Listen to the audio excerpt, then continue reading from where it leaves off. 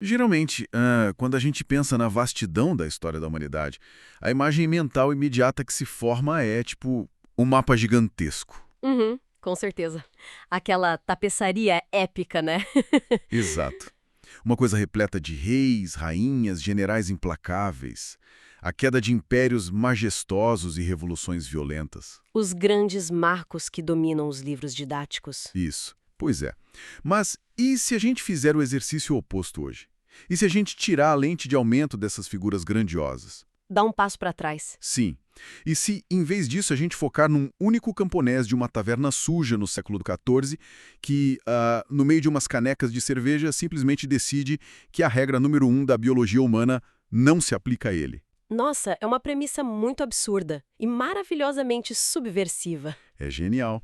E é exatamente essa história do Rob Gadling no universo The Sandman que a gente vai dissecar na nossa análise de hoje. E vale ressaltar que a nossa equipe reuniu uma pilha de fontes incríveis para isso, sabe? Ah, sim. Muito material. Sim, a gente tem vídeos de análises aprofundadas do YouTube, páginas da Wikipédia que são super ricas em contexto histórico, além daqueles debates apaixonados em fóruns do Reddit e resenhas críticas. Tem muita coisa boa rolando nessas discussões.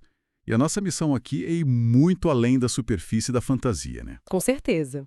A ideia não é só recontar uma história em quadrinhos, é usar a vida do Hobby para entender de fato a resiliência humana, o peso do luto e o que realmente dá sentido à vida quando você tem a eternidade pela frente. Ok, vamos desempacotar isso. O ponto de partida para toda essa reflexão exige que a gente mergulhe no contexto da época. Uhum. Estamos em 1389. Exatamente. Em 1389, numa taverna chamada White Horse, lá na Inglaterra. E o cenário é sombrio, tipo fétido e muito implacável. É a Idade Média na sua forma mais crua, né? Total. E o protagonista dessa façanha, o senhor Rob Gadling, é um ex-soldado inglês de origem bem humilde. E é fundamental a gente entender que ele não é um cara alienado da dor. Muito pelo contrário. Pois é, ele está nadando na dor. Os registros e o contexto da obra mostram que ele é um sobrevivente da peste negra. Caramba! Uma pandemia que dizimou, tipo, metade da vila dele de uma forma grotesca. Exato. E como se não bastasse, logo depois ele foi lutar na Guerra Carolina.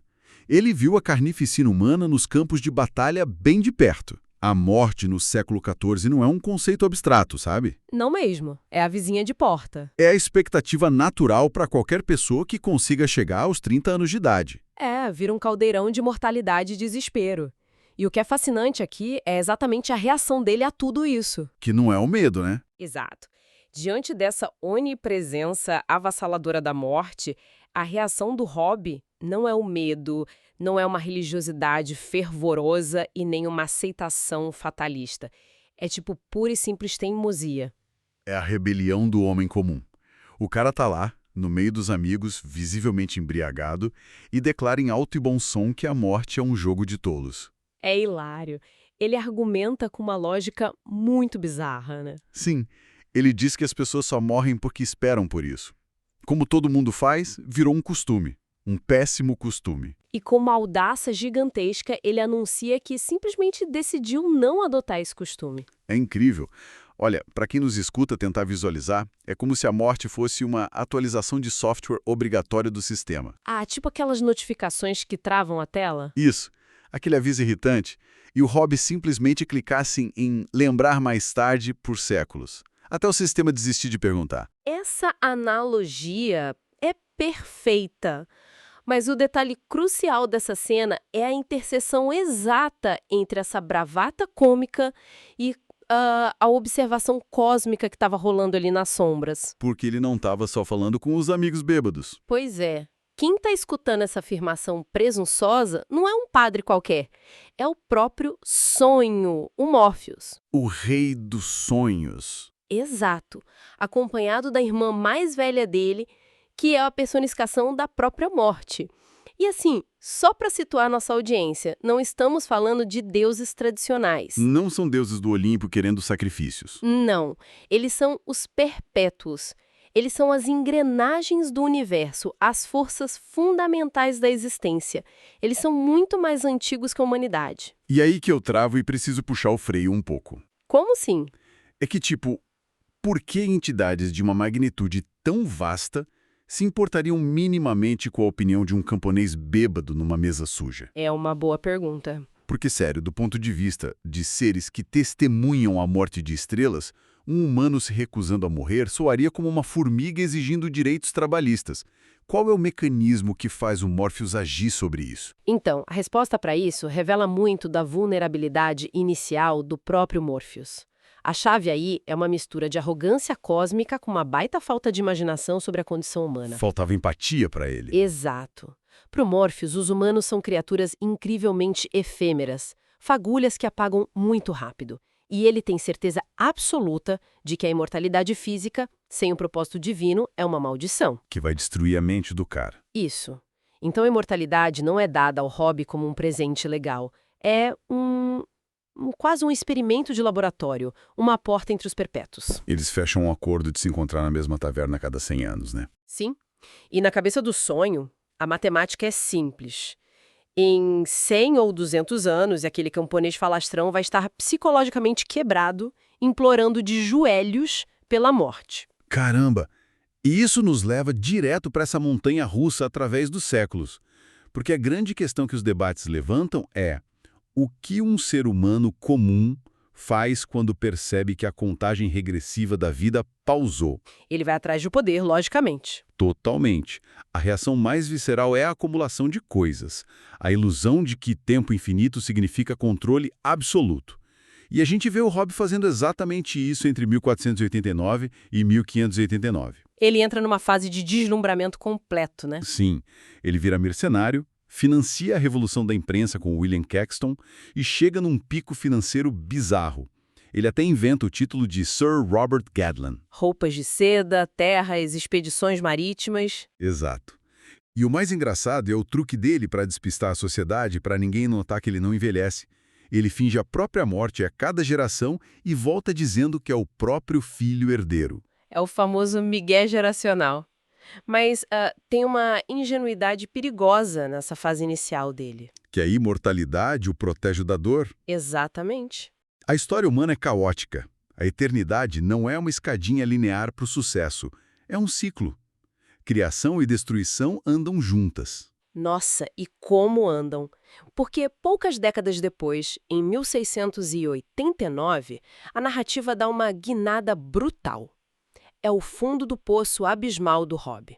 É o estudo de personagem desolador. É a prova de que viver para sempre não impede a perda. A roda gira e o Hobbes perde tudo. O dinheiro evapora por causa da Revolução Gloriosa, mas o baque financeiro não é nada. A esposa dele, a Eleanor, morre no parto. Uma tragédia típica da época, mas que dói do mesmo jeito. Sobre a juventude perpétua do Robin, voltam. E na Inglaterra do século XVII, isso significa acusação de bruxaria. Exato. Ele é caçado, tentam afogar ele como herege. O cara que andava de seda vira um mendigo que rasteja pelas sarjetas, coberto de lama. E tem um detalhe cruel, que os analistas dos fóruns apontam. A magia do Morpheus impede ele de morrer, mas não desliga a dor. Nossa, pois é. Ele passa décadas sentindo a agonia da fome, sem o alívio de apagar. E eu preciso confessar que, lendo isso, eu me questionei muito. Sobre o sentido de continuar vivendo? Sim, porque se o preço da eternidade é ver todo mundo que você ama morrer de forma trágica e passar décadas em miséria absoluta, a curiosidade sobre o futuro realmente compensa essa tortura. É uma pergunta pesadíssima. Faz algum sentido racional ficar agarrado num pedaço de madeira em chamas no meio do oceano, recusando afundar? E o jeito que ele responde a isso desafia qualquer expectativa. Mesmo na sarjeta, o Hobbes surpreende o sonho. Ele diz com todas as letras que não quer morrer. Ele rejeita a saída de emergência. Exato. Ele diz que a vida ainda tem muito a oferecer. E ao explorar as análises literárias, a gente encontra paralelos lindos com o poeta romano Ovídio. Que tem aquela máxima de que tudo muda, né? Isso. Omnia mutantur nihil irit. Tudo muda, nada morre. O Hobbes entende que o abismo é só temporário, é um quadro dentro de um filme longo. Ele tem uma capacidade de adaptação que é a verdadeira superpotência dele. Com certeza. Ele cai, aceita a queda e foca na próxima ascensão. O que faz dele uma espécie de a Forrest Gump da eternidade, né? Nossa, sim, essa comparação é ótima. Porque ele acaba participando de grandes marcos históricos. Só que o valor real não é só listar os eventos, mas ver como isso afeta a moralidade dele e como espelha a estagnação do próprio Morpheus. Como no encontro de 1589. Exato, quando ele conhece William Shakespeare, que ainda era um escritor frustrado. E o sonho faz um acordo com Shakespeare. Ele oferece inspiração infinita em troca de duas peças, que depois a gente descobre que são Sonho de uma Noite de Verão e A Tempestade. É uma imortalidade através da arte, bem diferente da imortalidade crua e bagunçada do Hobby. Mas essa jornada de adaptação do Hobby também tem capítulos muito sombrios. Sim, a gente tem que falar de 1789. Pois é, o Hobby está rico de novo, mas dessa vez o dinheiro vem do comércio transatlântico de escravizados. A narrativa não tenta amenizar isso, é mostrado com muita crueza.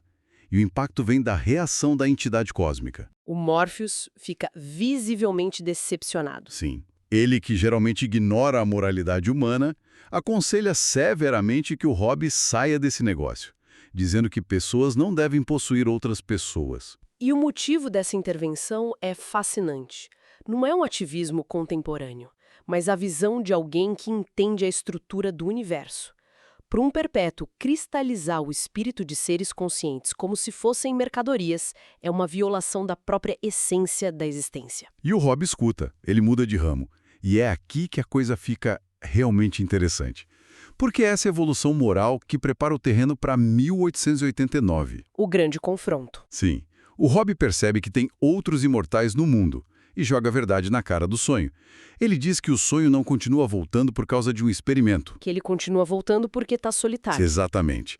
Ele diz que o sonho precisa de um amigo. Isso levanta uma questão importante sobre a psicologia do poder absoluto. O Hobby toca na ferida mais profunda do Morpheus. Seres onipotentes vivem num isolamento estrutural. Ninguém chega num deus e fala, me vê 2 cervejas, né? Exato, não tem bate-fato casual. É só reverência e medo. O isolamento exige uma âncora de normalidade para a entidade não enlouquecer. Ironicamente, o camponês mortal vira essa âncora fixa. Mas a reação do sonho é um desastre. O orgulho fala mais alto, ele fica ofendido com a audácia do Hobby e vai embora furioso. E o Hobby, maduro pra caramba, só sorri e grita que vai estar lá esperando ele no século seguinte. E o século XX chega. Estamos em 1989. O mundo moderno é agitado. E o Hobby vai lá para a taverna, pede a bebida dele e o sonho não aparece. É de partir o coração. E a audiência sabe por que ele não apareceu. Sim, a gente sabe pelas fontes que o Morpheus caiu numa armadilha de ocultistas. Ele ficou preso numa redoma de vidro durante décadas. Mas o Hobby não sabe disso. Para ele, ou o amigo abandonou ele, ou algo aniquilou o inatingível Senhor dos Sonhos. E o luto que vem disso é pesado. Até porque a velha taverna acaba sendo demolida pouco depois. Qualquer um acharia que o ciclo acabou ali. Mas não o Hobby. Ele orquestra um plano, compra as propriedades vizinhas e garante a abertura de um pub moderno no mesmo lugar. É uma esperança teimosa absurda. E mergulhando nas teorias da comunidade do Reddit, a gente vê discussões belíssimas sobre como o luto evolui para o Hobby. Tem uma passagem super famosa onde ele compara a morte não a um evento hollywoodiano, mas a um ladrão furtivo. Nossa, essa analogia do ladrão é muito poética. Sim, é um ladrão que entra na sua casa ano após ano e rouba uma coisinha ali, um rosto amado aqui. O assalto é gradual. Mas séculos depois, você olha em volta e a casa está vazia. Não tem motivo para ficar lá, e aí a alma desiste. É uma visão excruciante da fadiga da eternidade. Mas nos fóruns, a galera resgata a resposta pragmática a isso. O mantra do universo de Sandman sobre a perda. Que é muito poderoso, né? Demais. Eles estão mortos, você está vivo, então viva. Rejeitar a ideia de construir um altar nas ruínas do passado e ficar lá esperando acabar. E essa postura leva a gente para a catarse no século XXI. O Morpheus, já liberto, entra no pub novo, abandona o orgulho milenar e admite para o Hobby que, é muito indelicado deixar os amigos esperando. É o fechamento perfeito. E o pessoal nos fóruns até teoriza que existe um subtexto fortíssimo de que os dois estão silenciosamente apaixonados. Sim, tem muita teoria sobre isso. Mas, honestamente, seja um romance silencioso, seja uma amizade transcendental, o que sustenta a magia é essa devoção mútua, sabe? A decisão de continuar recomeçando a conversa, século após século. Então, o que isso tudo significa no fim das contas? Por que essa história desse camponês teimoso toca de forma tão intensa quem está escutando e tentando decifrar a própria vida? Se conectarmos isso com o quadro geral, a história do Hobby destrói aquele clichê literário de que a imortalidade é uma punição torturante. Aquela coisa de vampiros deprimidos em castelos abandonados. Exato. Na verdade, o verdadeiro prisioneiro angustiado sempre foi o Deus, o Mórfios, paralisado pela própria rigidez. O Hobby prova que o tempo só é um fardo se você se recusa a mudar. Ele ama a fluidez do universo. Ele aceita que a morte de uma era é a fundação de um capítulo novo. Nossa, isso é extraordinário. É de fazer a mente voar. Sim, é uma lição de resiliência muito profunda. E chegando à conclusão da nossa análise, é legal trazer isso para algo prático para quem nos acompanha. A gente não tem séculos pela frente, infelizmente ou felizmente. Não precisamos esconder que não estamos envelhecendo, né? Pois é, mas a atitude mental do horror está disponível para a gente. A escolha de manter a curiosidade acesa, de se reinventar depois de um fracasso monumental. É levantar, sacudir a poeira e perguntar ativamente o que o universo inventou para amanhã. Exato. Independentemente das cicatrizes de ontem. E para consolidar isso, eu quero deixar um pensamento provocativo e inédito para nossa audiência mofar depois do fim do programa. Manda ver. Imagine um futuro absurdamente distante, onde a Terra é engolida pelo Sol, onde todas as estrelas se apagam e o tecido da realidade começa a congelar num breu silencioso. O fim de tudo. Sim, se a imortalidade do Hobbes se mantiver lá, ele flutuando sozinho no vazio, sem livros, sem pubs, sem ninguém, será que ele finalmente vai suplicar pela morte?